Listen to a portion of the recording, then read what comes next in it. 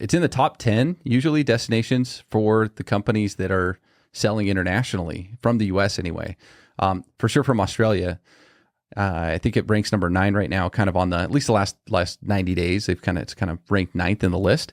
And I mean, barely ahead of New Zealand, but I mean, it's a big market.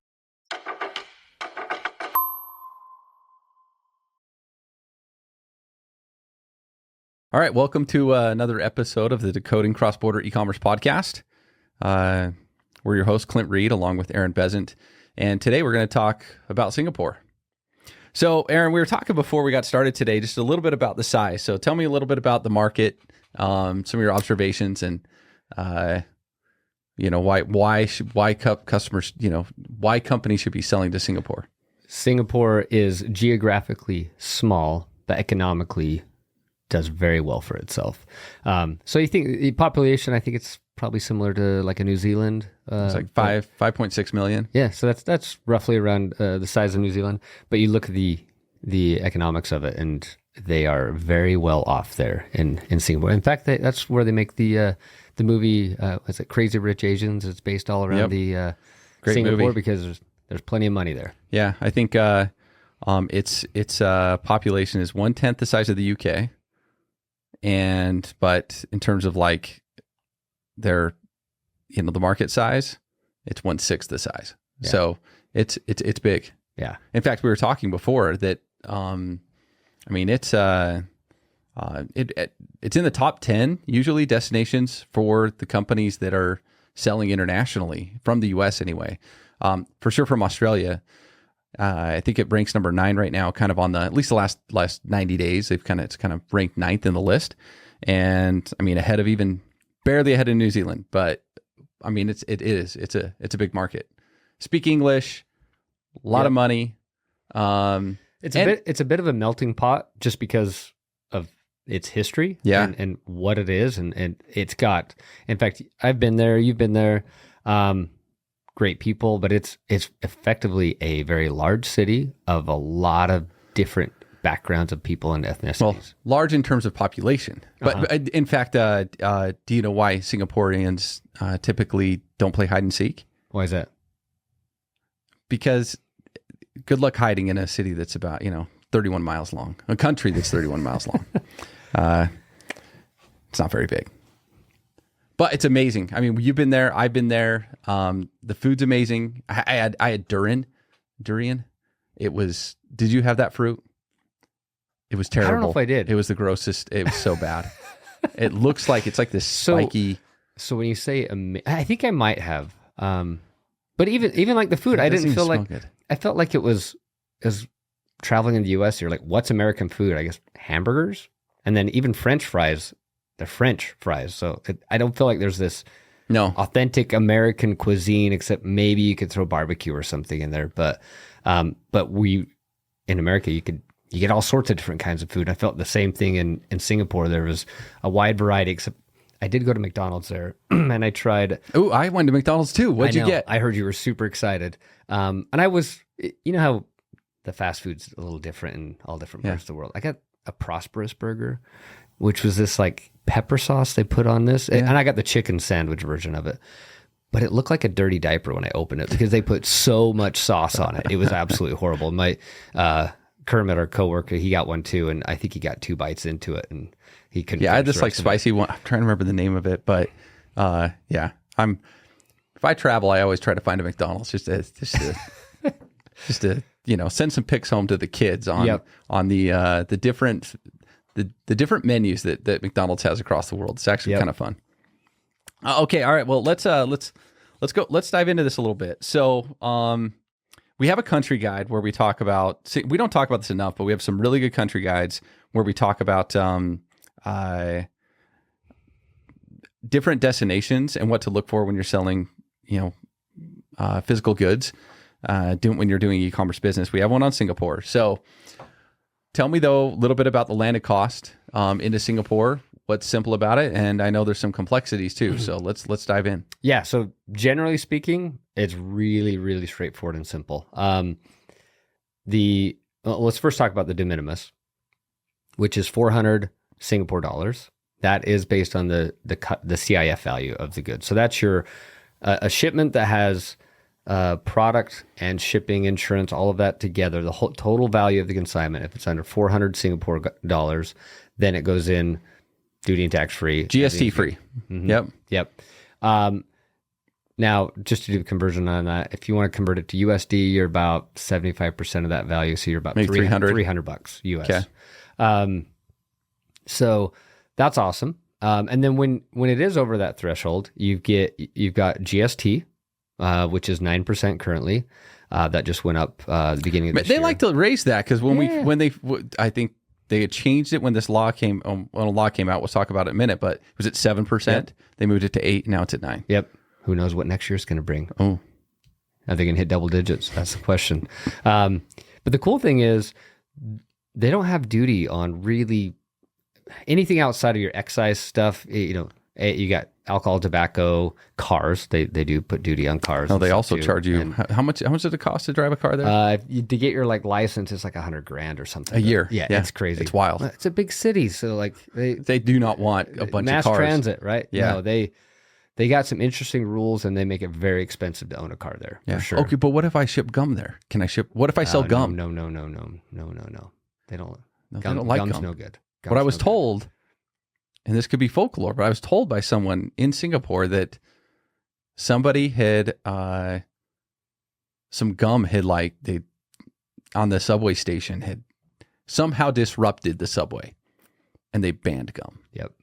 You can bring it in as casual, for yourself, but you cannot sell it. No. So you're not going to be a street corner gum dealer there in Singapore. It'd be bad news. Oh yeah, yeah. You might get caned for that. I don't know. I can see you opening your jacket and yes, yep. Bubblicious, Bubble Yum. Which one's it going to be? No. Yep. Okay. So very safe though. Very safe, very clean. Yeah. Wonderful city, wonderful people. It's awesome. Okay. All right. So back to the land cost. Yes. Under 400 Singapore dollars for your shipment value. That's total value. It goes in free. Anything over that, it's just 9% GST. Because it's probably going to be duty free in most cases. In almost all cases. Yep. Unless you're selling some of those other products like alcohol, tobacco, cars, etc. But yeah, pretty much all consumable goods for the majority of e-commerce retailers. That's all there is to it. So they do have a low value tax scheme, but I don't want to talk about that yet because I actually want to leave that for the end. Let's just talk about when it does go over the de minimis and I don't have to register for that tax scheme, let's just say. And now GST is going to get collected. Some of the fees that UPS, FedEx, and DHL charge, we're looking into it. I think UPS was actually higher. I mean, it's kind of 5.5%, 5.6% of the duty and tax amount, and a maximum of up to 22. No, the minimum wasn't. Minimum of 22, maximum of 100, 22.50. Yeah. That's one of the more expensive ones I've seen for sure. And then FedEx is 5%, very similar to UPS's, not 5.6, and a minimum of 20, but the maximum is higher. So the max can be up to 120 Singapore dollar. So yeah, it's kind of spendy. It's expensive when it goes over. But I don't think you have to worry about out of area fees. I mean, all of this, it could be really straightforward. And then they came out with their low value tax scheme law, which we've talked about so many times on this podcast. In fact, I would go back and listen to, if you want to kind of understand low value tax schemes generally, we did a really good job, I think, in an episode just talking about low value tax schemes. But now we're going to dive into Singapore's pretty deep. Yep. So it's the OVR, right? Overseas Vendor Registration GST scheme. Should I? Do you want to? Yeah, let's do some visuals with this. Let's just okay. I think we have to unpack this one. Singapore did some really good things, and this is what you see across all of these different low value tax laws. Is there some really good elements in all of them, and then there's just some quirky, weird things that you see in all of them. That there was what the motivation was, what the political landscape was when this came out is, we don't always understand. But Singapore did some really good stuff in here too. I want to highlight, but it can be a little confusing to navigate. So that's where I think a slideshow. Hey, I'm going to ask a lot of questions. I know that. So, all right. When does this come into, who does this affect? Okay. So this is going to affect really major retailers. So if you've got a lot of business going into Singapore, And by a lot, I mean, are you selling more than 100,000 Singapore dollars worth of goods into Singapore every year? And that is just the low value goods. So you wouldn't count if you're selling Rolexes or something like that. You wouldn't count those. You just count any goods that are valued less than 400 Singapore dollars each. So we're talking, and that doesn't include shipping, right? Just the intrinsic value of those goods. Okay. So you add all those up. If that equals more than 100,000 Singapore dollars, then you might need to register, as long as you're also doing $1 million in sales globally. I don't understand why. Why an and not an or? Was it a typo? No. I don't fully, but I don't know how many companies out there would be doing 100,000 to Singapore and not $1 million globally, unless you've got some adjacent countries to Singapore that maybe. Well, okay. I mean, so that's 10%, right? They're basically saying, hey, if Singapore is, I mean, that's the difference is between the, but out of the U.S., it's typically around 2% of the, Singapore is. So, typically most companies are going to hit both. If they hit one, they're going to hit.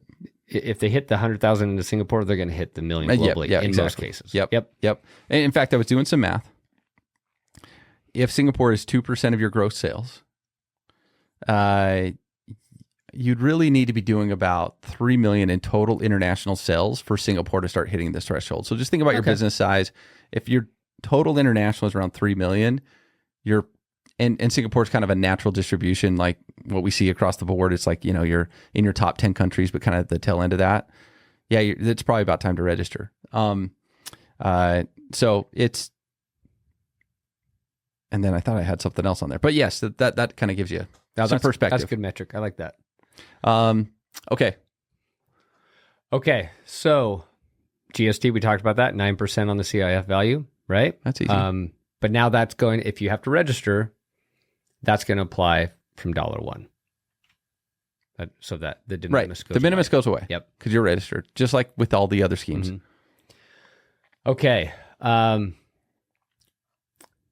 This is where things get fun. Oh yeah. They give you, it's not, and we've seen it with others where they give you some options, but what you actually remit on you can actually elect which path you want to go down. So it's probably easiest for us to unpack each one individually. And we do have a recommendation. We'll talk through the pros and cons of each one of these as we talk through it.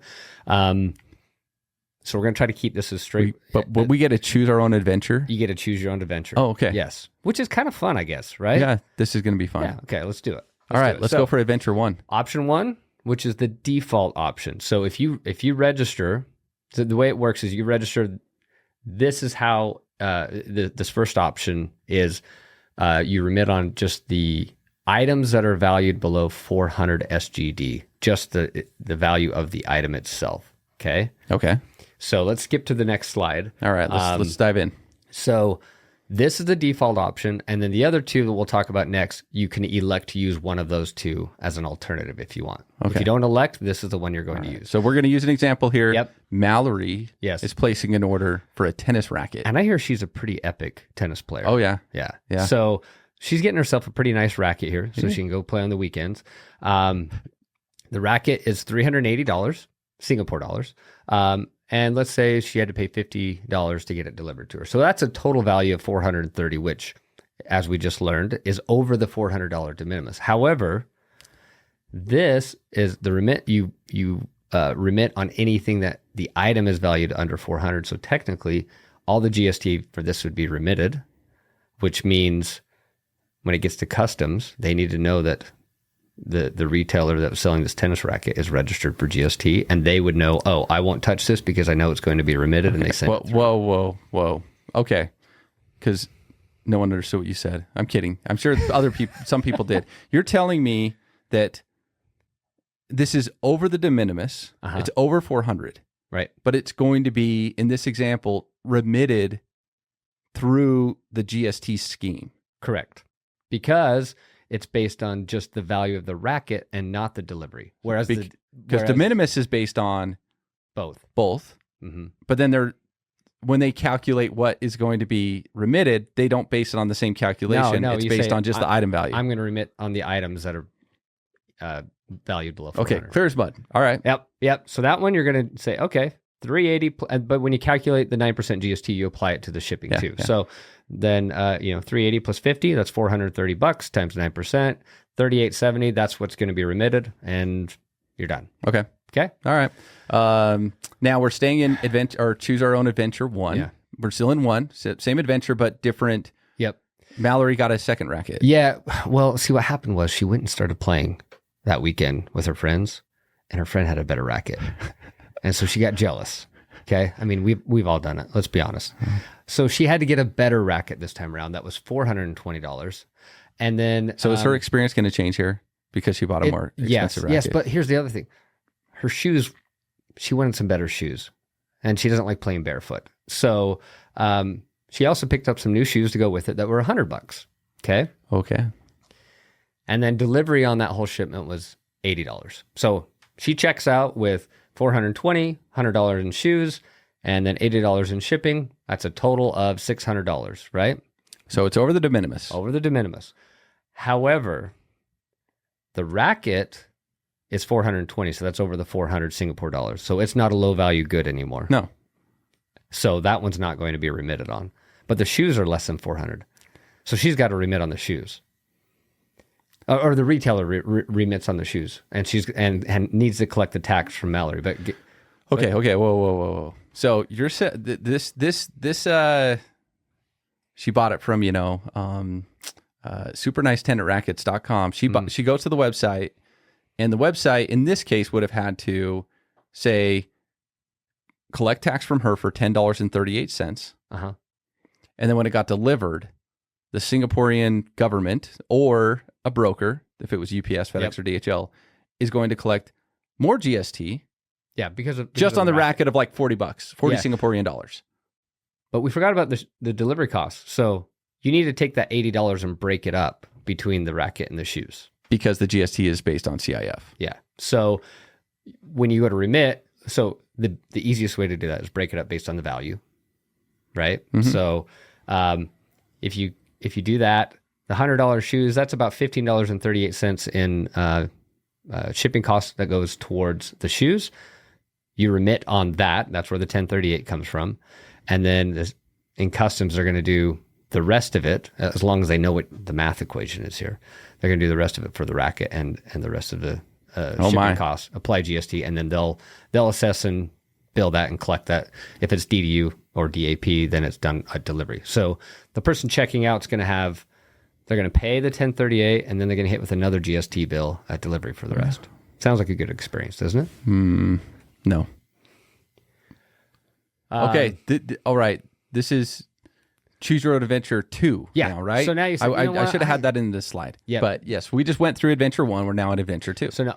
So Adventure 1, the default option was just the product price of the item. Now, Choose Your Adventure 2 is if you elect, you can do the CIF value of the item. So anything that has any item that has a CIF value less than 400 Singapore dollars, you remit on. Anything that has a CIF value over 400, you don't, and that gets collected at import. Clear as mud? Okay. So this is based on CIF value versus product value. Is that the main triggering change? That's it? That's it. That's the only difference between these two. You're like, hey, I just wanted to be based on the CIF value. So why? I don't know why. I don't know why you would do this one over the first one. I really don't. So some bureaucrat just... Unless it's honestly something with your systems that might match up better to make it easier. I don't know. Like maybe your software can handle this easier than the other one. What if you had high shipping cost? Could this allow you to do a little more GST remittance directly or something? Like, or is it the other way around? It'd be the other way around. Yeah. The first one's going to allow you to remit more often than this one. But yeah, so like that first example, that racket of 380, remember option 1, you can remit on this whole order. Right. Now, that one's going to be over the 400 because you're looking at the CIF value, so you're not going to remit. Everything's going to be due on. So look, if my minimum product value was 380, I'd go with this option and just have it collected always at the door. It's not going to get... Sure. So I guess, you know. But go to the next example. So what happens when people order more than one thing? Like, I don't know, shoes to go along with their tennis racket. Nope, I don't. I'm just selling rackets now. Nope, I'm not going to sell anything else with it. So now minimum item order Minimum item amount purchased is $400. Yeah. Yeah. Okay. But the shoes here you have for $100. Yeah. So now if you look, so the racket, this is a cheaper racket. This is only $350, but if you divide up the delivery cost of $62, now the racket, the CI value of the racket's over $400, and the shoes are going to be under. So you only tax the shoes and you leave the taxes on the racket. So we're kind of back to that same example in the previous one where at checkout, I'm going to have to just collect tax on a portion of the order. And then if it's going DDU, then the rest is going to go. Yeah. Yep. And the complexity of this one is what happens if you're offering multiple options at checkout, right? Like cheap options, express options. When they choose the express options, that's now you're going to be remitting less often because now that's going to inflate the CI value of the goods. So this one seems worse. This feels way worse. And the other one was bad. And the other one was bad. Yeah, but this one, like, we went from like taking really salt bad and to just pouring on the wound. Yeah. This is okay. I don't know all the advantages of this one. This would be the worst option in my mind. So yeah, I don't know. Okay. So now final adventure. The consignment value, that's the shipment value. This is basically just lining it up with the de minimis. So you just say, hey, if the total order, all in, shipping costs, product costs is under 400, then you're met on the whole thing. If it's over 400, then you let it all get. So way simpler, basically, but this is not the default. So if you want this, you would have to then opt into this method. Yep. And anything under 400, you'll just remit on. The total of the total cart. Yep. And then anything over 400, it would just get handled through the broker. And is this based on FOB or CIF? CIF. Okay, so this is CIF. So that's just the order total. It just lines it up with the de minimis perfectly. Yeah. Right? That's the idea. So as an example, Mallory's tennis racket and delivery is over $430. Okay, nothing due, collected on import. So jump to the next example. Racket shoes delivery. This is that other example. The whole thing's over 400. Yeah, the whole order is 530. So in this case, gets collected on import. You don't worry about remitting. Broker will take care of it. But now those fees come into place because we talked about those fees earlier. They're expensive. Now these are kicking in another $20. That's one of the disadvantages of this. So the advantage is kind of simplicity. The other side of it is when you line it up with the de minimis, it makes it really straightforward for customs officials and brokers to know what's going on, because it's like it matches the de minimis. The chances of them assessing incorrectly when they shouldn't have, and all the double taxation that could happen with that kind of goes away for the most part. And so you have fewer problems. Yeah. It's simpler. The downside is you will have more that gets collected at import, and then some of those fees and stuff come in with the carriers, because there's just more that's going to be assessed by the carriers. But I think the simplicity outweighs some of those things. Okay, Aaron, I have because this podcast, the audience they're passionate, and there's a chance, right? Someone in Singapore is listening, so I have a suggestion that needs to go up the rank, up the chain, because there really should be a fourth option, which is someone in New Zealand, right? Like, I just want to remit GST, whether it's above or below. And it would work great here because there's typically no duty, right? Almost ever. So even in this example, I could avoid a carrier fee of like 20 Singaporean dollars and just do all my remittance on everything for GST into there. If there is ever duty, then it could be handled through the broker. I like that idea. My guess is they were worried about doing that because, if someone got a $10,000 Rolex, they want to make sure they're getting the right tax money. They want to. But isn't that they'd still get it? You would think, and still a commercial invoice. They should be able to audit it and watch that stuff. But they were targeting the low value. I'm not excusing this. This is silly. I'm with you on this. But my guess is they said, hey, we want to target these low value shipments where we're not getting anything right now. We want to be able to start getting some tax. And I think that was an oversight on their part. If someone wants to look really smart there and propose something and say, you know what? I agree. I actually think we could make things a lot simpler and maybe please do it. I agree. I want to use another example on this, though, of where this, so this is $530. So it's all due upon import. Yep. Let's go to the next one. Mallory is a savvy shopper. Oh, she got a promo. 25% off. 25% off. It dropped the whole shipment below $397.50. Now it's all remitted. and nothing due upon import. So, okay. Well, look, I think it could be better, but we know this could be worse because they have two other very worse options. Yes, they do. This is your best option. The simplest option, the one that's going to be least problematic with double taxation and everything, is just you get registered and then elect for this one, which is just base it on the consignment value, lines up with the de minimis.